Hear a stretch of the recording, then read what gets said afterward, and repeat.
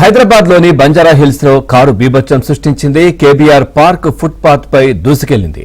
ఇక సైడ్ గోడను ఢీకొట్టింది. అతి వేగం అజాగ్రత్తగా కారును నడిపించడం వల్లనే ప్రమాదం జరిగినట్లు తెలిసింది.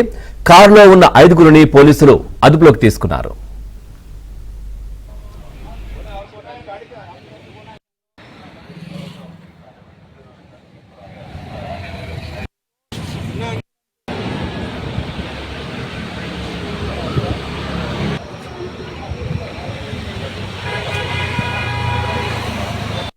सर